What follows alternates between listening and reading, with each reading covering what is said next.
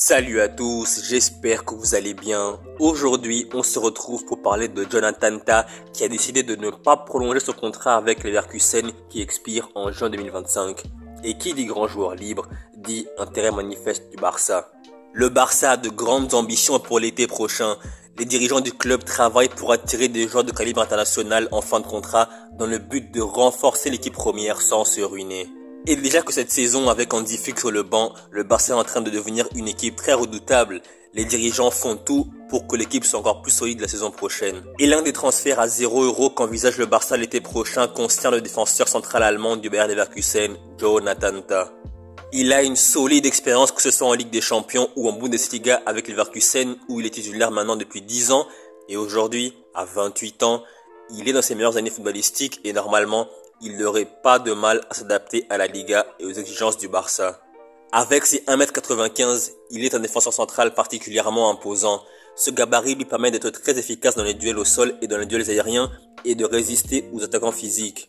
Et même si actuellement c'est vrai, Inigo Martinez et Cubarsí sont excellents en défense, ils n'ont pas l'envergure et la taille de Jonathan Tah. Son physique serait utile non seulement pour sécuriser les ballons dans la phase de réparation, mais aussi et surtout pour apporter une menace offensive de corner et coup franc en attaque. Mais bien qu'il soit principalement un défenseur central très physique, il possède également une très bonne qualité de passe, ce qui est nécessaire pour les relances propres depuis la défense. Et vu qu'au Barça, les relances propres des défenseurs centraux est obligatoire, au vu de ses qualités, cela ne sera pas du tout un problème. Il est aujourd'hui un joueur confirmé au plus haut niveau et financièrement, il est accessible pour le Barça.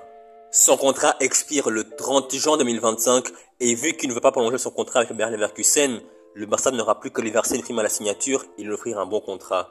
Et dans ce deal, le Barça sera doublement gagnant. Non seulement le club ne paiera aucune indemnité de transfert, mais le club pourra aussi et surtout utiliser son budget mercato pour recruter d'autres joueurs à d'autres postes.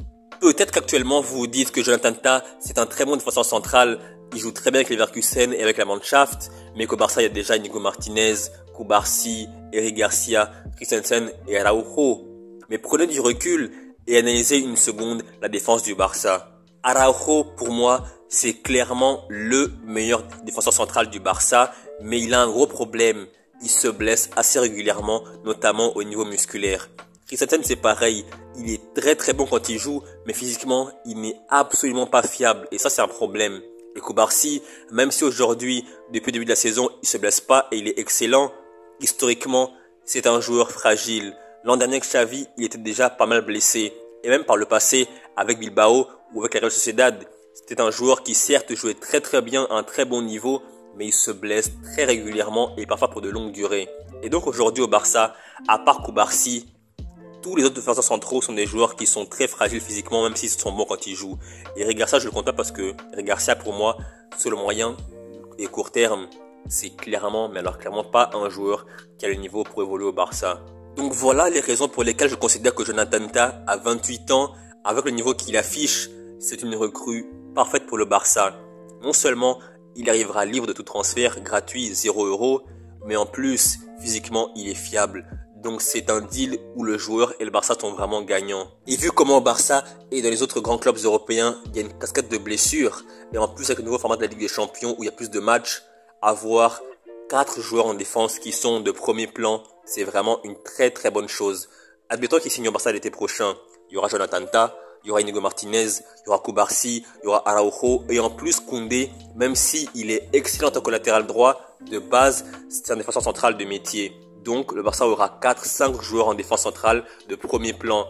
Et ça, c'est très bon pour la concurrence. Et en parlant d'une très probable arrivée de Jonathan Tah au Barça l'été prochain, il faut prendre en compte une chose très importante. D'après la presse catalane, Sport et Mundo Deportivo, Christensen va très probablement quitter le Barça dès l'été prochain. Pourquoi? Parce que déjà de 1, sa valeur marchande est très intéressante. De 2, il a la cote sur le marché des transferts. Et de 3, physiquement, il n'est pas fiable. Pour ces 3 raisons, le Barça pense que son départ serait très intéressant, non seulement au niveau financier, mais au niveau sportif. Parce que non seulement, avec Jonathan Tah, il récupérait un joueur libre et de premier plan, mais financièrement, il se séparait d'un joueur qui a une belle valeur marchande. Donc le Barça considère qu'il sera doublement gagnant. Mais attention, en dehors du Barça, il y a aussi un très fort intérêt du Real du Bayern et de Chelsea pour Jonathan Tah. Donc seul l'avenir nous dira où exactement Jonathan Tah jouera la saison prochaine. Pour conclure, je dirais que s'il finit par signer au Barça, il sera un renfort de poids pour la défense en raison de ses qualités défensives solides, ses qualités dans le jeu de passe et son expérience en Europe. De plus, sa maturité et sa mentalité professionnelle en feraient un atout pour stabiliser la défense du Barça et offrir des options variées à Hansi Flick. Donc voilà, c'est la fin de la vidéo. J'espère que vous avez aimé la vidéo et si c'est le cas, n'hésitez surtout pas à liker, partager, commenter et à vous abonner. Et je vous dis à la prochaine pour une nouvelle vidéo. Salut!